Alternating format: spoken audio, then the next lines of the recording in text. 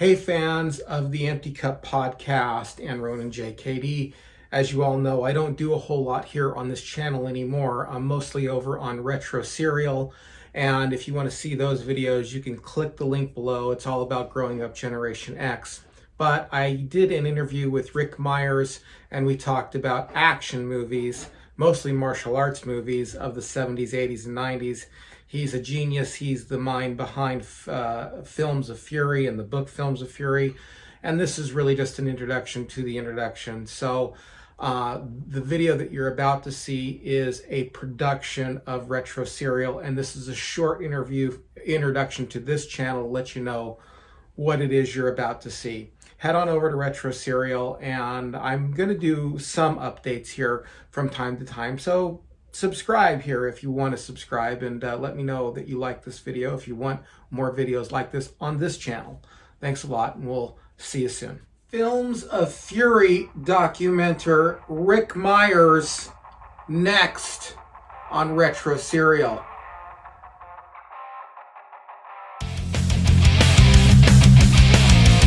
Hey everyone, welcome to Retro Serial. I'm your host DNC. I'm glad you could be joining me on today's program.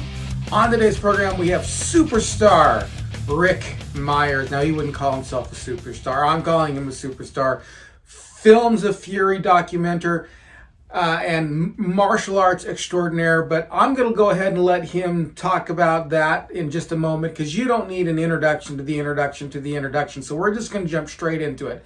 But before we do that, just let me remind you to go ahead, if you're watching this on YouTube, to hit the like button, hit the subscribe button, hit the bell notification if you want to know when these things are available, and share it on your favorite social media so you can let everybody know about the great content you're getting here right here at Retro Serial. Also, by the way, I just opened a Retro Serial Instagram page at retro_serial. So if you're an Instagram person, check us out over there as well. And what else is going on? Yes, visit me on Patreon if you want to part with some of your hard-earned cash to grow this YouTube mogul empire. Then hit Patreon and you can join the $3 a month tip jar or the Cornflake Club, $5 a month, to get all early access to videos and podcasts. Doesn't include the live stream. All right, and oh yeah, if you're listening to this on podcast, if you're a podcast listener, please go ahead and give this a review and share it on your favorite social media as well. Think that takes care of everything. Let's just get straight to the interview.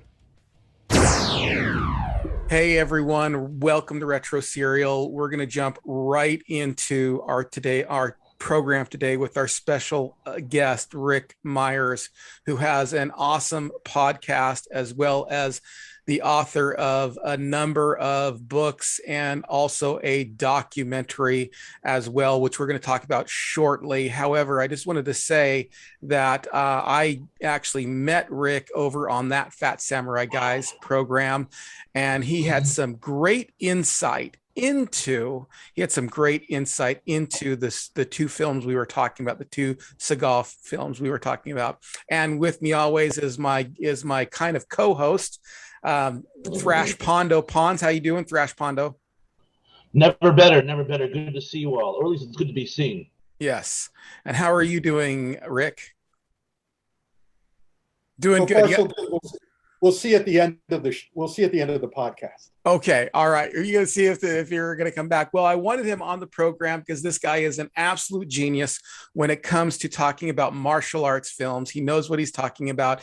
And what better way of talking about growing up Generation X and talking about the martial arts films that we all grew up watching, wishing we could imitate Bruce Lee, wishing we could imitate maybe David Carradine, wishing we could imitate Steven Seagal, wishing we could imitate all those people. And so here we have this special guest here, Ric Meyers, who actually knows his stuff when it comes to all the above what I just previously talked about. So, Ric, tell us a little bit about yourself, your involvement in the martial arts community, and your podcast, and your books, and all that stuff. I'll do a quick little bio. I got involved. I wound up through a series of accidents when I was 19 years old, being the assistant editor of the Atlas comic book Seaboard periodical line in New York, helping create And I got recently to go back and take my very first comic book and turn it into a novel, and that's also available on Amazon. But in any case, after Atlas tanked in 1974, I started looking for other things to do. My editor started handing me books to write because he wrote a book on science fiction films, and he asked me to write a book, the sequel. He wrote a book on fantasy films. He asked me to write a sequel. And after doing those two books, The World of Fantasy Films, The Great Science Fiction Films, I started wanting to do my own books. So I would go to my publishers and say, I want to do a book on TV detectives. So I wrote a book on TV detectives and got out to Hollywood and worked on Columbo and Murder, She Wrote. And that was awesome. And because I wrote the science fiction and fantasy book, the guy who was creating the new Twilight Zone in the mid-'80s asked me to come out and be his liaison to the science fiction community. Because by then I had gone to work for Starlog magazine and I was assistant editor for them. And then I moved over as an assistant editor for Famous Monsters of Filmland. So I was involved in all that stuff. And I was working with Starlog and they sent me to the set of Superman in England with Christopher Reeve and Richard Donner. And I was on the set for a month. And I was all so excited. And then I went to the premiere and I was friends with everybody. And I was so shocked because when I was on the set of Superman, Lex Luthor's assistant was not Ned Beatty. It was not Otis. It was played by Peter Boyle. It was a reunion of the Young Frankenstein.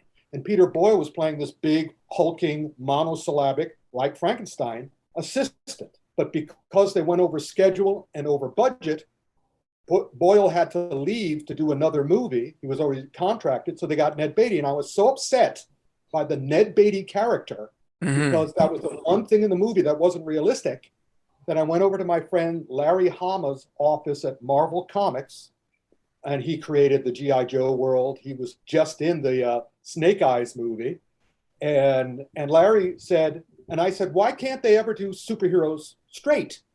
Larry literally that day took me to a movie theater in New York, the Bleecker Street Cinema, and I saw Baby Cart in the Land of Demons and Lightning Swords of Death, two movies from the Baby Cart series that Criterion has a box set now. And I was like, it was amazing. Right. And then he said, we're not done. We literally did a double feature. Then he brought me down to Chinatown that day, that evening, and there were 5 movie theaters in Chinatown that only showed Hong Kong cinema. And I saw Goose Boxer and the New York premiere of Drunken Monkey in a Tiger's Eye, Drunken Master. And then I was a Tex Avery cartoon. My eyes bulged out, my jaw dropped. This was a comic book come to life. It was done seriously. The very next day, I went to my publisher and said, I want to do a book on these movies. And they said, here's $750. Go ahead. And so for the Bruce Lee to the Ninjas. Bruce Lee to the title was Martial Arts Movies from Bruce Lee to the Ninjas. This is the paperback. That's the trade paperback. Now I remember you saying too that you were talking. It was on a podcast where you were saying that the Bruce Lee to the Ninjas was the guy said we got to pluralize ninjas, and you said ninja is plural. And I said plural of ninja is ninja. He said we don't care. They make their books for Walmart. They don't make them for me. So that's why they changed the covers. Originally, the one thing I was able to get done. This is the remake of the original. This one came out in 1985 after 7 years of working, going to Hong Kong, meeting Jackie Chan, meeting Raymond Chow, meeting Sammo Hung, meeting Wang Lung Wai, meeting Lo Lei, and all the rest of them. I got this out. This sold it came out in 1985. And in 2001, we did an update. And this sold all those years. Wow. This sold up until 2000. In 2001, I realized I was like a Chinese writer who loved baseball movies, but didn't know the rules of baseball. He just loved the movies. The movies were awesome. They ran around, they threw balls, they caught, they swung bats, but he didn't know the rules. I love these movies too as a combination of opera, acrobatics, athleticism, and that sort of thing. I didn't understand Kung Fu. I understand martial arts. Martial arts is, I hit you, I hurt me. That's martial arts. I understood in 2001, Inside Kung Fu sent me to Taiwan. And there I discovered actual Kung Fu teachers. Prior to this, I'd taken judo, I had taken karate, I had taken jujitsu, I had taken several classes where they said they were teaching Kung Fu, but I didn't recognize the Kung Fu they were teaching. As usual, they were teaching, I'm going to hurt you and I'm going to hurt myself while I'm hurting you. Also, I worked for Inside Kung Fu magazine. I worked for Action Films magazine. I loved action films because my first adult movie was James Bond. It wasn't Bruce Lee, it was James Bond. Okay. And I still love James Bond to this day. And I've written a lot about James Bond. So I still see, that's where my podcast comes in. My podcast is not Kung Fu or martial arts, it's action film autopsy. Right. I do it all. Yeah. And and my column for Inside Kung Fu magazine, which I wrote every month for 30 years, and now they're back online, so I'm beginning to write it again. It's called Martial Arts in Movies. Take the initials of that, martial arts in movies. What does that spell? Martial arts, M-A-I. In movies. Oh. Mame. Yeah. Yeah. Martial arts on Mame. It's not about self-improvement. My Sifu was in Inside Kung Fu on a few occasions, actually. Everybody was. Oh, well, never was. I wasn't. Just didn't know if you actually ever got to see him or meet him or whatever. His name was Ron Heimberger. What was his name? Ron Heimberger. There was may have. Yeah, I'm sure there's a lot of people who went through that door. I know. Yeah, but I was the entertainment editor. I respected martial art teachers so much. I wasn't going to say that I was a peer. I was just going to say, awesome, keep up the good work. I'm going to go to the next movie. Yeah. Well, I remember that those Inside Kung Fu magazines, they were great.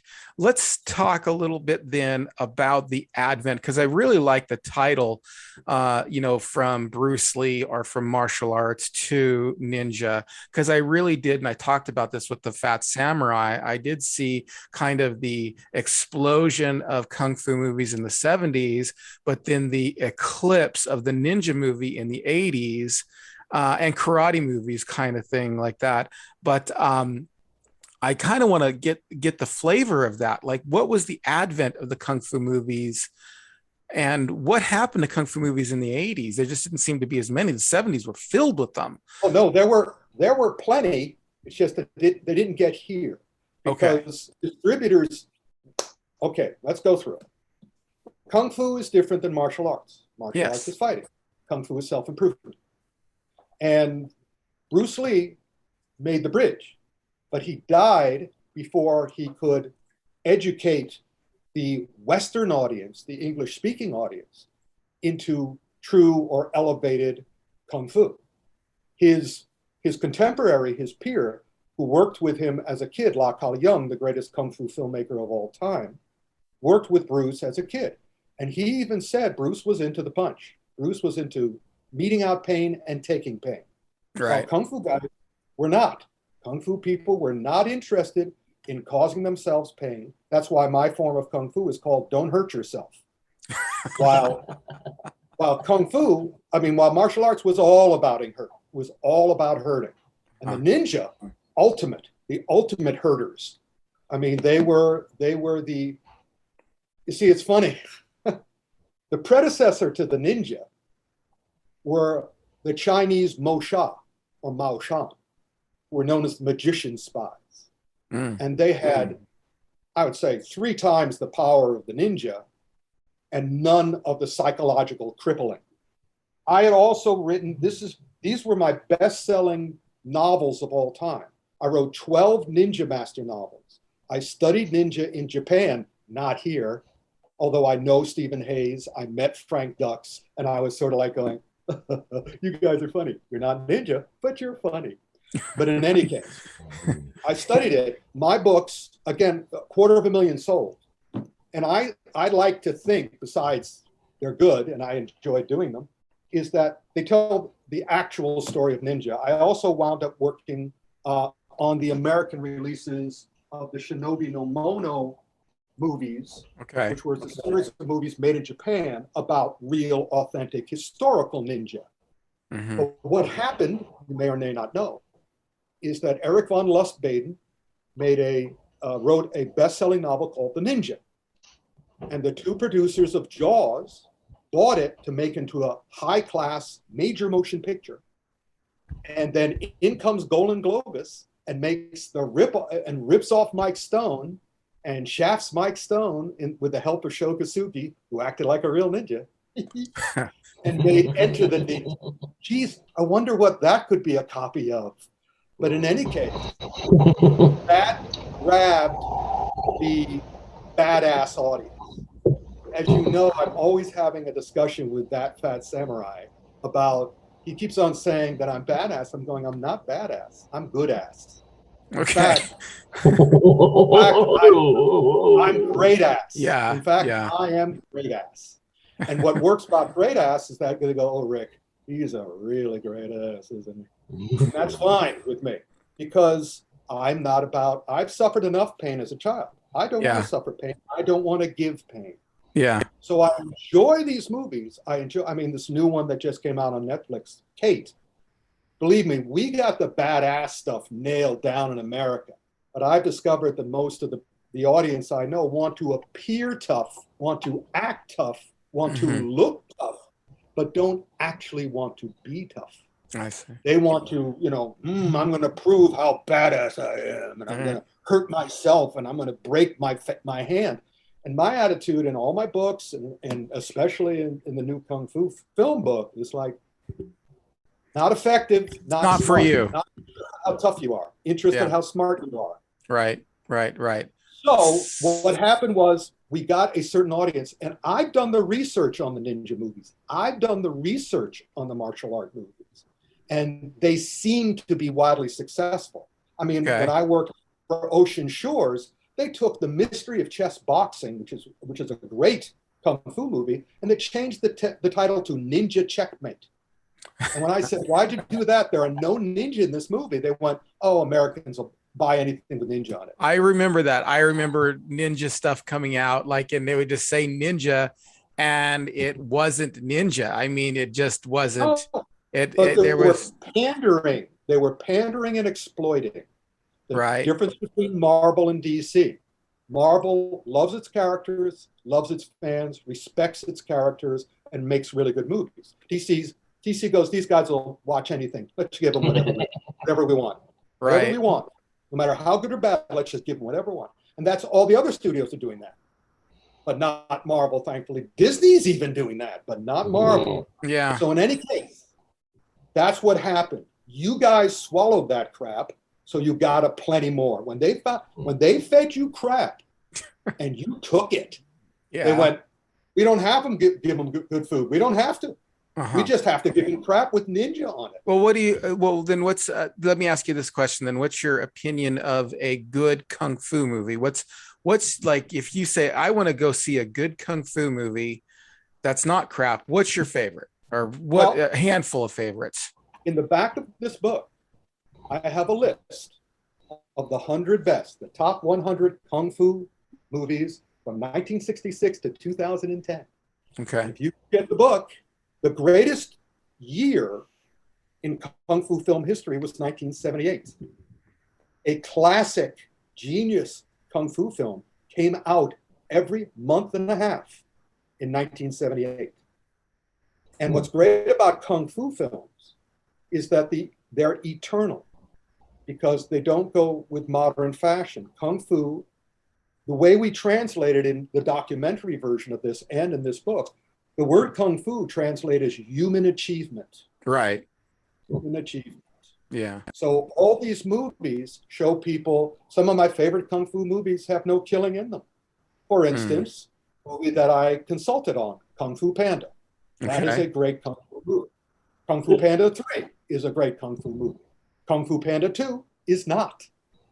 There's no Kung Fu in it. So there you go. It's all martial arts. They should have called it martial arts marsupial. So now you can go on Amazon Prime. You can go on all sorts of places. Now, because the Kung Fu film is being wiped out by China, all these American and British companies are buying the rights to classic kung fu movies and they're remastering them. So if you go to the websites of 88 Films, of Arrow, there's a couple of ones in England too. I'm trying to remember their names. They're remastering classics. But in any case, let's start. You wanted, I'll give you a bunch. Of course, Bruce Lee, except for Game of Death, which was a horrible tragedy. Yeah, Game of Death was not good. Did you see that one, Thrash Pondo? Did you see Game of Death? Yes. Well, wasn't the one that was released after he died? Yeah, but they also disemboweled it. They insulted him. I call the fans of Bruceploitation fan ghouls because they're basically dancing on Bruce's grave. They're not doing what Bruce wants. They're just their life of Brianing him. They'll do whatever. Copy. That's exactly what they're doing. Yeah. I've got this shirt purposely. I have several Bruce Lee shirts, but all of those are him yelling and screaming and fighting and nunchucking. I wanted a Bruce Lee shirt where he's thinking. Ah, yes. So I got this shirt because I still subscribe to what I think is his basic teaching, which is learn everything you can from everyone and everything you can, then make it your own. Don't just copy me, make it your own. Nobody does that. They just screech like him, they copy him, they're copying his moves. So I'm like going, I'm gonna follow his teaching, not his movies. But in any case, movies. I always say start with 36 Chamber of Shaolin, which was hilarious. His producers came to La Calion when he showed them his finished movie and said, "You can't release a movie without a love story."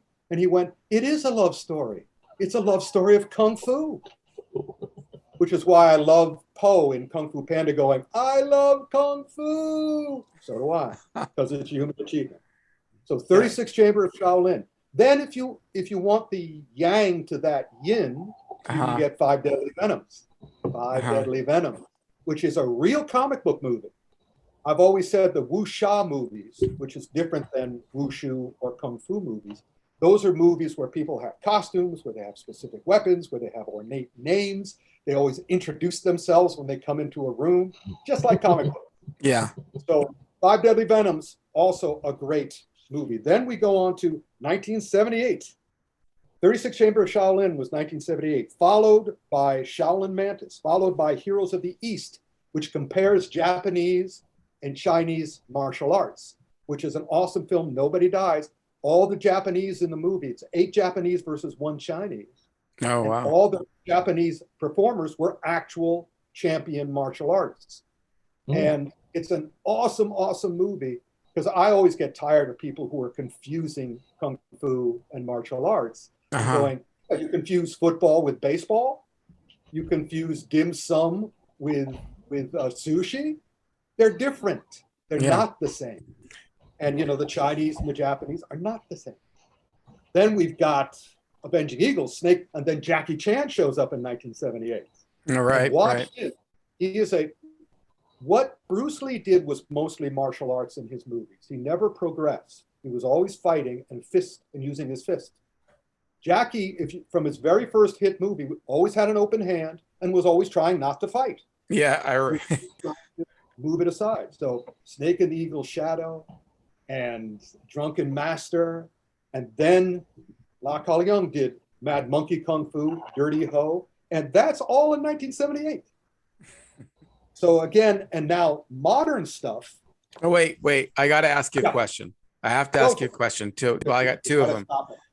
Burning in my brain. What was your thought? So one of my favorite movies of the 80s in Kung Fu entertainment was The Last Dragon. I disagree. Well, no, this is my favorite. One of my favorite. I understand. That's okay. Awesome. It's an awesome martial arts movie. I know the star very well. We're good friends. I can show you pictures. Yeah. But that's not a kung fu film. That's not even close to a kung fu film. If you mean kung fu is self-improvement, it's a martial arts film. If you're defining it, it's also a form of fighting. Just like Tai Chi. Tai Chi is devastatingly effective, in its martial applications, but there's no mistaking it for martial arts. Okay. And Last Dragon is, again, it's Bruce worshiping, but it's not. It's Bruce funny. worshiping. It's funny. Bruce worshiping. It's a comedy. Yes. It's meant to be kind of a comedy Yes. martial arts Again, film. You know all about it, and it's a very enjoyable film. But don't call it kung fu, because it isn't. It's still a fun movie. It's not nearly as good, I feel, as it could have been. And the villain was very weak. I was waiting for him, the hero, to fight to the music. When they're surrounded in the car, and the rhythm of the night starts playing, I wanted him to come out and be kind of like not sure how he's going to handle all these people, and then rhythm of the night starts playing, and he starts moving. He starts moving to the beat. Yeah. And then he beats them all in rhythm, because that's what kung fu is. Kung fu is human achievement. It's using, if you see the great modern kung fu movie is Hero, with Donnie Yen, Jet Li, and the rest of those awesome people. Tony Leung, who's in Shang-Chi. Great kung fu movie, Shang-Chi. That's a great kung fu movie. And the poster that he has up in Shang-Chi's apartment, Kung Fu Hustle, on the DVD of which I interview Stephen Chow, great kung fu movie. That's kung fu, not martial arts. Let me ask you about a couple other films. Let me get your opinion, because these are great martial arts films that I grew up watching. And The Last Dragon was one of them. Of course, all Bruce Lee movies. I actually didn't get into Bruce Lee till later, quite honestly. But Karate Kid, what's your opinion? Karate Kid's great. But again, you can see clearly it's a martial art movie called Karate Kid. Yeah. And it's funny that the Jackie Chan remake was originally in the rest of the world called the Kung Fu Kid. Yeah. Entertainment Magazine actually put out the Kung Fu Kid, and then they changed it to, and I was really upset. They should have just called it the Kung Fu Kid rather than the Karate Kid. But you know why they're not going to do that? They can't make the money. Reason. Well, because one is a brand and one is a title. The brand is always going to make more money. So that's what they always do. That's the same thing. Again, with Ninja became a brand. So they used it on everything because they knew nothing a producer or a network likes more than a captive audience. If they have an audience who knows they'll buy or see anything with that. I mean, I had a friend who, there's a woman, he said, "You mean if I put Sherlock Holmes in the title of my next mystery novel, you'll buy it?" The reply was, "I'll have to." And of course, producers love that. So yes, they had to call it the Karate Kid. I don't blame them. But at the same time, the movie was reputable. The movie was still good. They're a good comparison if you can see them side by side. The original Karate Kid, which is pure Japanese martial arts and very well done, live on, taught very good lessons. Again, it was about, of course, the ending is nonsense, but it works. I mean, the crane style, it's like, what the F? The crane style? Right, but it still worked. It still worked. And it was theatrical and it was cinematic. I mean, in real life, I wouldn't have done that, but I would have done something that was similar to, in other words, confuse your opponent and then have the attack come out of nowhere. Don't use these. These are up here going, "Hey, look at me, look at me." So, and the attack comes from here. Yeah. So that was awesome. So Karate Kid is great. Okay. Both versions of the Karate Kid were very good. Even some of the sequels were okay. But not as good, of course. The Karate Kid 2 is I actually like that better than the first one, but because it's more the teacher story. But the Karate Kid 3 I thought was just a turd, quite honestly. So did they. I mean, I have a wonderful picture with Ralph Macchio, and I said, "You're not going to do crane, right?" And he goes, "No, I'm not going to do crane." I said, "Let me teach you a Tai Chi position, a Tai Chi posture." And so he went into Tai Chi posture, and I did the crane, and they had to take a picture. Oh, so it was cool. The Karate Kid and the Kung Fu Kid, but switched. That's cool. That's really cool. Yeah. So and the Cobra Kai is great. But yeah. Oh yeah. My granddaughter loves Cobra Kai. My granddaughter watches it all the time. When you get into martial arts, it's all about, again, it seems to me, people are trying to be badass. They're trying to work off their anger. by hurting themselves, by damaging themselves, damaging others, and thereby damaging themselves. In Kung Fu, Shang-Chi is Kung Fu, Doctor Strange is Kung Fu, Wonder Woman is Kung Fu. At the end, I mean, throughout Doctor Strange is going, there's got to be a better way than this, because everybody around him is doing mystical martial arts. So at the end, he finds out the Kung Fu way. And the Kung Fu way is, don't fight, make your enemy your friend. But if someone is so foolish as to try to hurt themselves by trying to hurt you, as a Kung Fu student, you'll help. Did you ever read the book Way of the Peaceful Warrior? Yes. Yeah, that's one of my favorite books. We're actually doing a book versus movie next month sometime on Way of the Peaceful Warrior. I don't know if you saw the film too. I don't know if it's just called Peaceful Warrior. It's not a bad adaptation. Of course, it's just, where the book kind of covers Dan Millman's kind of whole life. This kind of covers just his college experience. It was a really good, it was one of my favorite books, actually. That's fatal flaw of virtually all action movies, most especially martial arts and Kung Fu films, is limited knowledge. I worked for the University of Bridgeport in their martial arts studies degree program, and I said, Kung Fu is so powerful that you only need to know 5% to teach it for the rest of your life.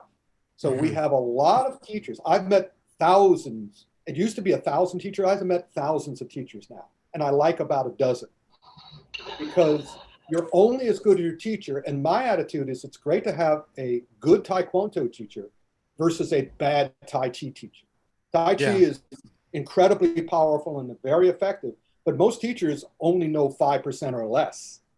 So they're not going to be teaching Tai Chi. They're going to be teaching Thai. And that's it. So again, all martial arts are the same. Human body, human mind, the world around you. The rest is money and ego. And that's true of the film, too. That's true of the film. So I got to ask one question, by the way. Oh yeah, go ahead, please, Thrash. Something I've been very interested in. Have you seen the movie Once Upon a Time in Hollywood? Of course. There's been a lot of heated debate over the depiction of Bruce Lee. Yep. Some say that's exactly what it was like, and some say he wasn't like that at all. What's your take on this discussion? Both of those comments are true. However, from a standpoint, you see, I'm an and guy. I'm not an or guy. It's not one or the other. It's both. It's almost always both. But be that as it may, I felt it was a clear character assassination. Quentin Tarantino, who knows better, took a tunnel vision.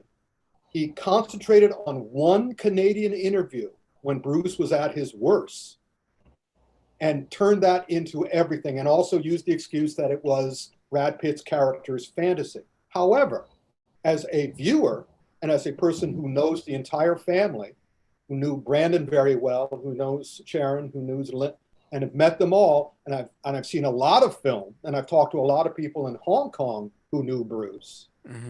That was a very narrow, purposely negative character assassination. You know something's wrong when Charles Manson is given more respect in a movie than Bruce Lee is.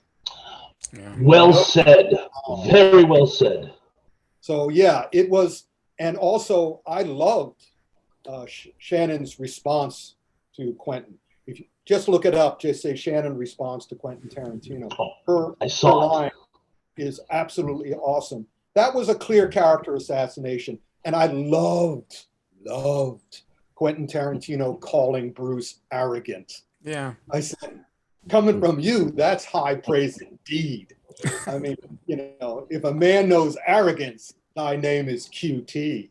And I know him very well because I also wrote a book I wrote for 1 week only the world of exploitation films. So I was invited to the premiere of Grindhouse, or whatever that movie was called.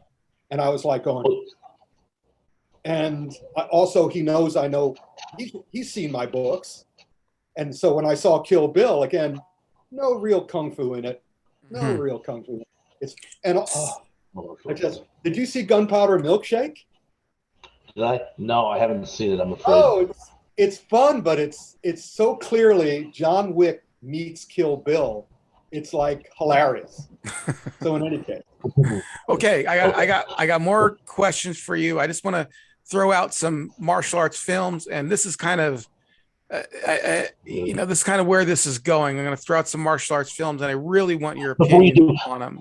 I just have to say, I have to scoot. So, Okay. Mr. Rick, I want to say it was wonderful to meet you, and we've got to do this again real soon. Thank you very much. For sure.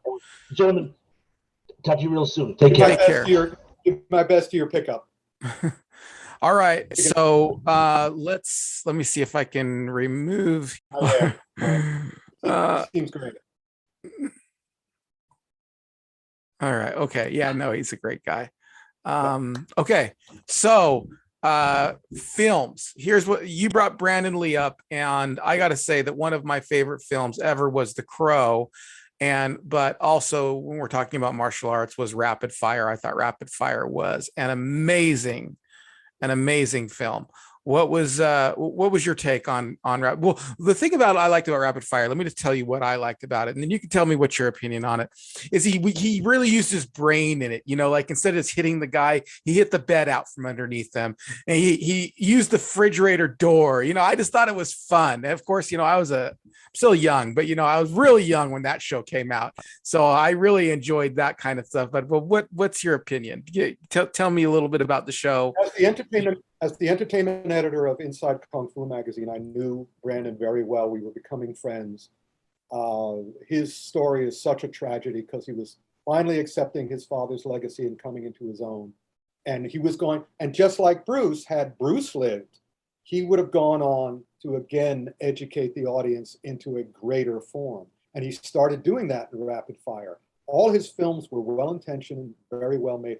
I was called at 3:00 in the morning immediately after his death. I was told by a crew member on The Crow. They called me up and told me what happened. And they wanted me to know. And they said, read the police report.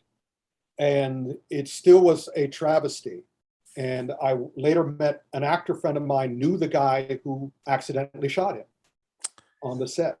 And that guy left the business. Yeah. And also the real tragedy is that actor who shot Brandon on the set was a method actor. So he had been practicing to shoot to kill, which was just, I always advise, I worked for a gun armorer for movies and TV for a summer. And the rule is never point a gun, even if you think it has a blank in it, if you don't have to. If the shot isn't from behind your back at the target, never point a weapon at anyone on set. But they were down in the Carolinas. They were in a non-union state. The actual gun wranglers had already left the production because they were over schedule. And the local cops take over the gun wrangling in that case at the Carroll Cove Studios. And all they cared about was leering, sucking up to the actors. So they weren't there. I believe that they were criminally liable for Brandon Lee's death. And of course, they wrote the report on Brandon Lee's death, and they had to arrange it. And I also tried to find out what was taken out of Brandon's body, but that was all sequestered. That was all made secret because they said it was wadding that was shot into him. Most of us don't believe it. We believe it was an actual portion of a bullet or a bullet because my gun wrangler friend said that the cops down there had a barrel of live rounds in their headquarters right next to the barrel of blanks. And it was like just all, but in any case, Rapid Fire was great. Everything that Brandon did was showing exceptional promise. The true tragedy of The Crow is that the movie itself was improved by his death. Yeah. If the movie had come out the way it was, had he not died, it would have been fine. But it would not have been as good as what they had to do to finish it after his passing. And that's the final injustice. Yeah, well, I when Brandon died, it was a little bit more, I took it hard because he was like my guy, you know what I mean? I mean, he was that was kind of my era of somebody I looked up to. And so it was really difficult when Brandon Lee died. And I really started to enjoy his films. Okay. By the way, if I die soon, you can take it to the bank that it's a conspiracy, because we finished Shang-Chi and Brad Allen, the choreographer for Shang-Chi, died. And I went, and I can't find out what he died from. There's no cause of death. Oh, okay. So we have Bruce Lee, who could have pushed forward the Kung Fu. He dies. We have Brandon, who could have pushed forward Kung Fu. He dies. And now Shang-Chi and Brad, he died. Wow. So I said, if I suddenly die, you know it's a conspiracy. Oh, okay. All right. I understand. I Yes, totally yes, understand. Hear that, everybody? Hear that? Okay. So ninja movies, let's talk a little bit about those. Some of my favorites, some of my least favorite. I know that you were not a fan necessarily of the American ninja movies. They're fine. I met Mike Dudikoff. I think I was on the set of one of them. Okay. And they're fine. But again, they're ripoffs. They're since the ninja had no place on earth and none in heaven, the actual ninja were self-hating. Somebody said, what did you think of The Last Samurai? I said, you might as well have called it The Last Nazi, because when you actually do research on samurai and ninja were created by samurai to do dishonorable things. But they could do dishonorable things because the ninja looked down on them and said, you have no place on earth and none in heaven. So the ninja were self-hating. They were given inferior equipment. And so they took pride in what they did. But they rarely used a weapon. It was ninjutsu, as you know, is the art of invisibility. Yep. So they would turn themselves into other people. There's a scene in one of my Ninja Master books, which I absolutely love, because I have ninja lovers who are like modern people who love ninja, because they figure ninja dress all in black and they do all this stuff in the ninja movies, the American ninja movies or the Golden Globus ninja movies. So I had a bunch of ninja attack my actual ninja, whose name was Darimo, which means nobody. And he turns out all the lights, and they all come in. There's 11 of them that come in their black masks with their swords, and they're looking around. Where is he? Where's our victim? Where's the guy we want to kill? And suddenly somebody realizes it's not 11 guys in black anymore. It's 12 guys in black, because our hero put on the outfit. He wanted to become invisible, so he just and then he kills all of them. Right. Because he knows how to do it, and he doesn't use an inferior sword. So were you a fan of Shokasugi, or were you not a fan? Again, I met him. I like him. I'm unhappy with the way he kind of stabbed Mike Stone in the back. Mike Stone came up with the Enter the Dragon concept, and Shokasugi saw a way for him and his sons to be able to have a job. So he kind of took it over, but he knew his stuff. Yes. And he tried to do it as reputably as he can, given the inferior never crew, but the inferior producers and directors that he had. Probably my favorite ninja movie that's not Japanese is Chinese. It's Five Element Ninja. Or, super, as it's also known, Super Ninja. That is authentic. The lore about ninja is all accurate. It's still larger than life superhero comic booky, but it's the Venoms versus ninja. And the ninjas actually behaved the way ninja did. But they were vicious. They were, a lot of poison, a lot of gas. One thing we've neglected to talk about here, and I think except for maybe with the Karate Kid, and that is we didn't really talk about specific karate movies. So Sonny Chiba. What would you think? Like, what are some of the karate movies that you would like as far as 70s, 80s? And even 90s, like when you think karate and somebody says, I'm going to watch a karate movie, who comes to mind most to you? Sonny Chiba and Chuck Norris. Sonny Chiba and Chuck Norris, right? Sonny Chiba and Chuck Norris. Chuck Norris. I again met Chuck, didn't meet Sonny, but I met some of his students, and they were reputable. They did the best they could. They were pretty authentic to their art. They didn't denigrate their art. They had a lot of knowledge. Chuck was terrific. I mean, he had a tough life. So when he had a chance to take the high road, he had a choice between following up Code of Silence, directed by the great Andrew Davis, to do more movies of that quality. But he chose a long-term contract with Golden Globus, with Canon, for $1 million per movie. Yeah. Because he didn't have an enormous amount of faith in himself, Chuck. He didn't, I loved his line when he when he worked with David Carradine. He said, David Carradine is about a good martial artist as I am an actor. Agreed. And I think he was very honest about himself. So whenever Chuck was in a movie, I knew he was doing his best and he was doing it authentically. He had knowledge and he wasn't going to make the art look bad. So if I have a choice, not the later ones. I mean, all of Sonny Chiba I'll do. Sonny Chiba did a wonderful ninja television show.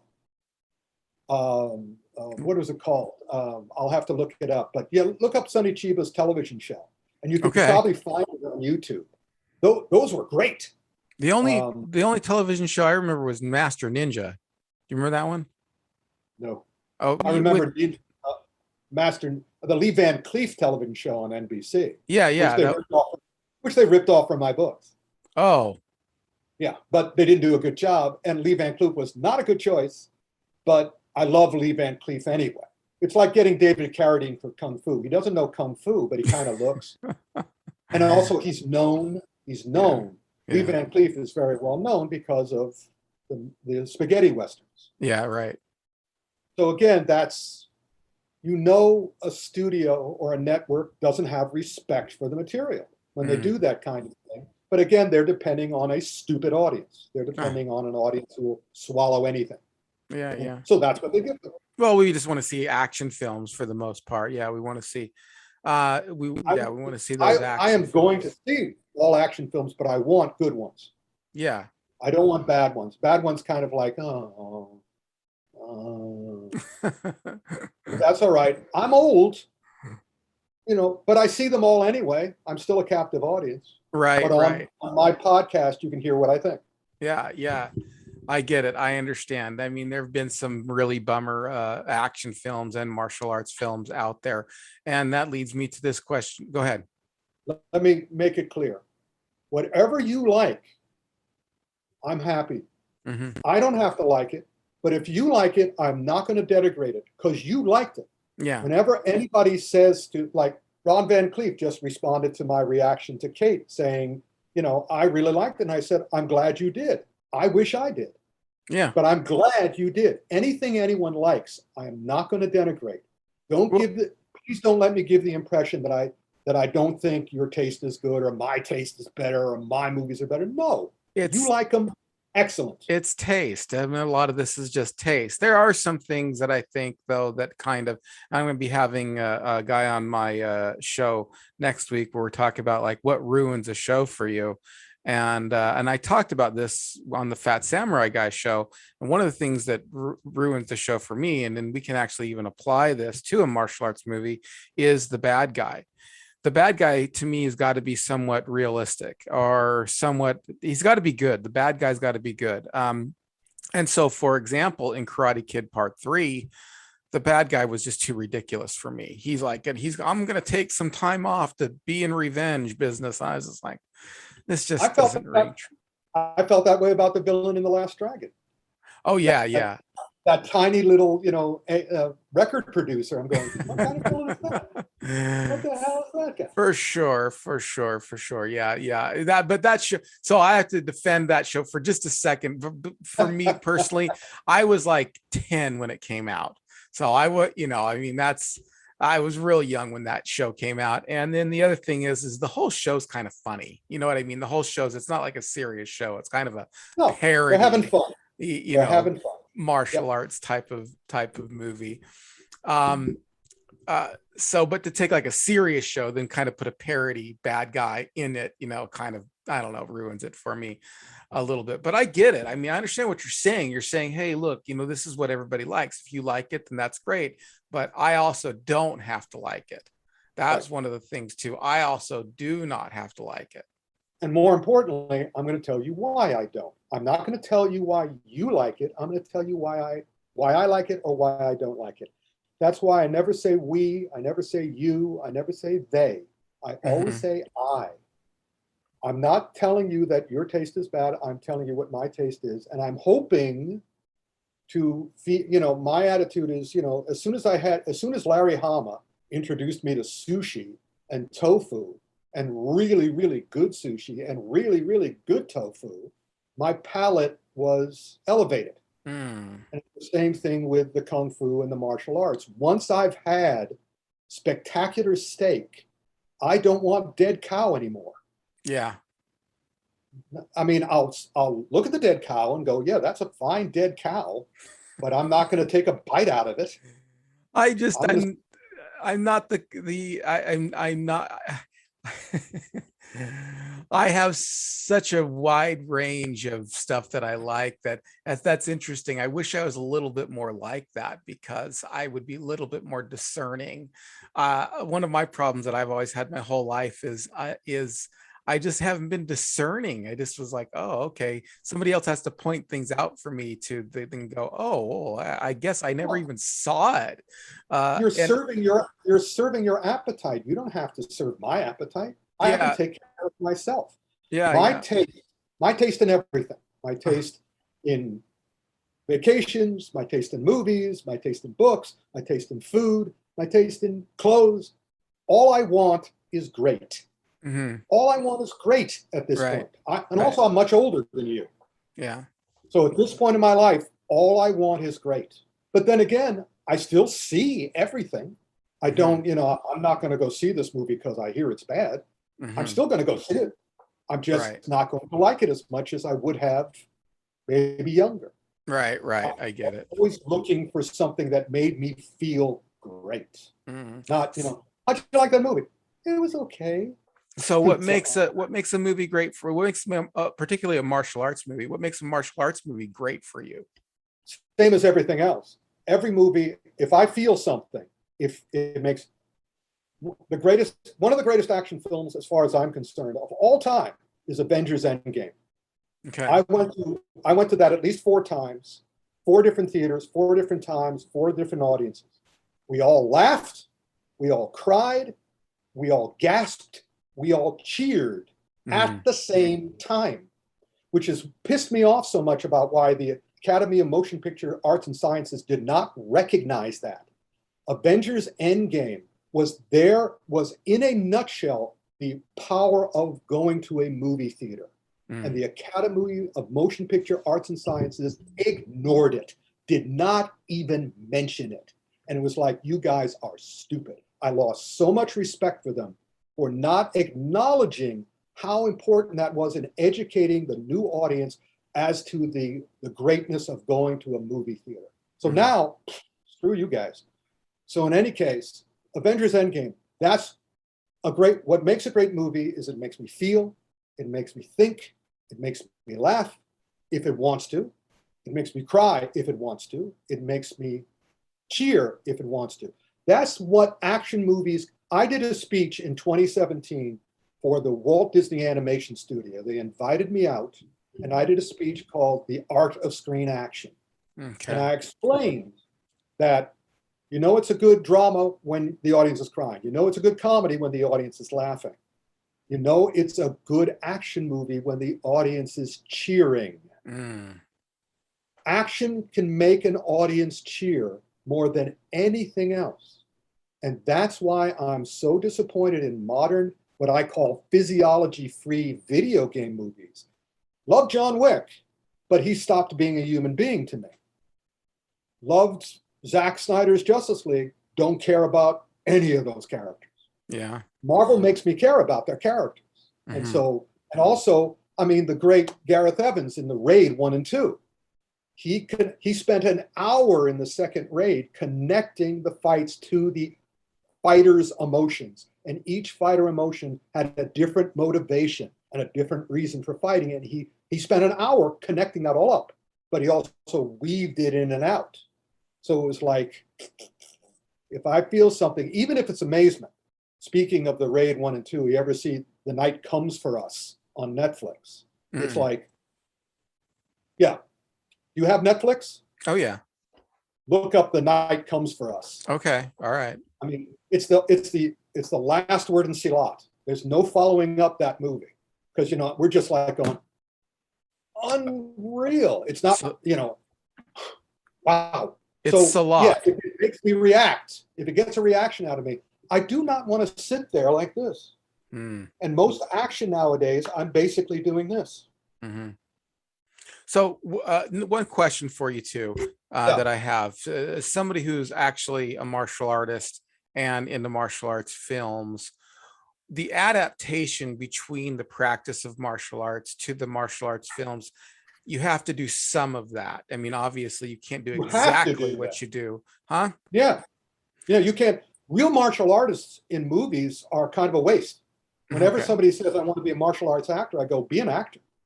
I mean, Michelle Yeoh knew no kung fu. Jackie Chan was awesome because he was trained to be an acrobat and a Peking opera performer. If you're an actual kung fu student, if you're an actual martial arts student, fine, more power to you. But don't think that's going to help you in movies. You have to be prepared to be athletic if you're in an action movie.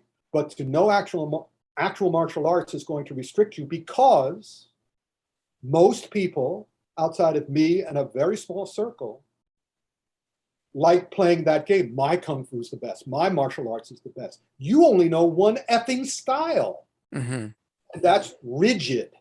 You know, that's why I always say, learn everything you can from everyone you can.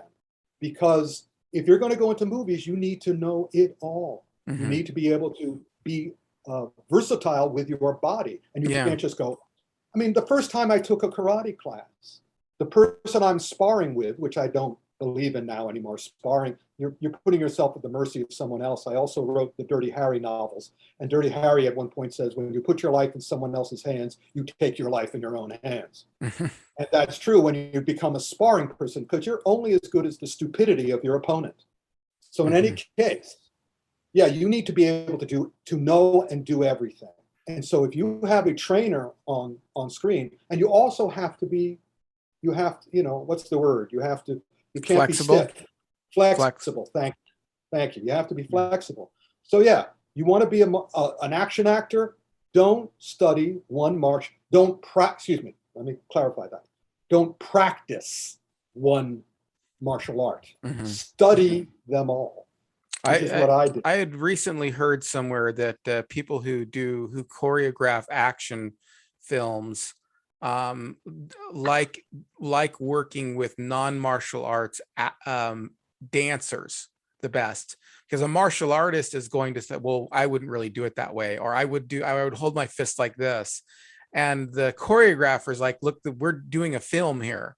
And he said, and the guy was saying that the guy who was hearing it from, who heard it from, said the best people to work with are people who aren't martial artists, because they're not always trying to change it, and people who have some dancing experience, because they're looking at more like for the film, for the movement. They're not really thinking whether or not this would work in real life or not work in real life. They're just thinking, oh, you put your hand here, you put your hand here, you put your hand here. And by the way, those people who think it would work in real life, they're also wrong. The moment they do this, yeah, it works in real life, but not well. It doesn't work well in real life. So in any case, yeah, absolutely true. I know a lot of action directors from all over the world, Hong Kong, Japan, Thailand, Malaysia, and America, and England. Right. And we talk whenever, because I did the Kung Fu Extravaganza at the San Diego Comic-Con for 23 years, and hopefully are going to do the 25th one next year. Please, people, get vaccinated. So we can go back to normal, please. Please. I mean, I'd love to be able to do it on my own, but I can't. Yeah. I need everybody else to do it. Stupid people. Anyway. So yeah, I talk to these guys all the time. When I lived out in Hollywood for 2 years working on, like I said, Columbo and Murder, She Wrote, and The Twilight Zone. So, and also I was on the set of Superman, and on the set of Moonraker, on the set of Alien, and a bunch of other movies. So I have a whole network of crew members. And I love action directors, so I'm constantly talking to action directors, and that's absolutely true. If you want to go into movies, forget everything you learned, because who knows how limited your teacher was? Who knows how much of your style, and you only learned one or maybe two or maybe three. Right. And then the less you know, the worse off you are. And the more attitude you take, because I'm a real martial artist, the worse, you're not going to be hired again. Right. One of the reasons, unless you're Steven Seagal, and then you get hired. He hired himself. He was Yeah. very smart. He knew that the end of his time was coming, so he took over and did his direct-to-DVD stuff. Yeah. And also there's always people. Jean-Claude Van Damme is still working because he knows there are people, because he's a brand. Yeah, he's a brand. But, he's not going to be hired by a major company anymore because he's already burned all those bridges. Yeah. Unfortunately. Well, we're coming up on the hour here. Ric, please tell everyone where they can see you online, get in contact with you, all that stuff. It's been a fantastic conversation. You are a wealth of martial arts knowledge and movie knowledge. So please let everybody else know where they can drink from that well, my friend. As I always say, it's not getting me started, it's stopping me. So, and also you managed, and I commend you for your Kung Fu and martial art ability, because you managed to make this a dialogue rather than my usual monologue. So in any case, you can find me on Facebook under, I think, Ric Meyers or Richard Meyers. No K on Rick, leave the K off for Kung Fu and Karma. You can find me. I have a story company page on Facebook as well. Okay. You can find, I have Kung Fu Ric Meyers at gmail.com if you want to email me. But if you find me on, and there's no mistaking me, believe me, there's no mistaking me when you find me. Right. On Facebook, you can messenger me. And you can go on Amazon, and the books are still available. The documentary is still available as a DVD. You can get an IMDb. You can find, all my stuff, all this stuff. These are only some of the books I've written over the years. Science fiction, horror. There's a Dirty Harry in there. There's the Ninja Master. There's my horror trilogy. Those are all you can find used, but you can also probably find the titles on Goodreads. And what's the name of the podcast? Action Film Autopsy. And is that on all major podcast forums, or do you have to go to your? Yes, you can subscribe to it on iTunes or whatever, Apple Podcasts now. Awesome. And I hear it's on other ones too, but you can go to actionfilmautopsy.com, Action Film Autopsy all one word, find it, and then you can get onto my Facebook. You can get onto all my other things from actionfilmautopsy.com. I will link that in the description below, so then they can get in contact with everything else that you have. And you can also go to, although it's not my website, you can also go to filmsoffury.com. Okay. All right, everyone. Thank you for joining me for this episode of Retro Serial. And if you like this, please don't forget to like, comment, and subscribe, and share it on your favorite social media so you can let everyone know about the great content you're receiving right here at Retro Serial. We are all about growing up Generation X. And so get in contact with me. I'd love to have you on the show. I'm always looking for great ideas for guests and great ideas for programs. So please do. If you're listening to this on podcast only, please go ahead and leave me a review and a rating. It means the world to me. But if you like what we're doing here, check out the YouTube page, because there are certain things on YouTube that don't quite transfer over to audio only. And so there's just extra stuff on YouTube. You can support us on Patreon, where we have our Cornflake Club. And coming soon, we are going to be having our Honeycomb Hideout. And I think that's about it. All right, Ric, thank you very much, and stay retro, everyone.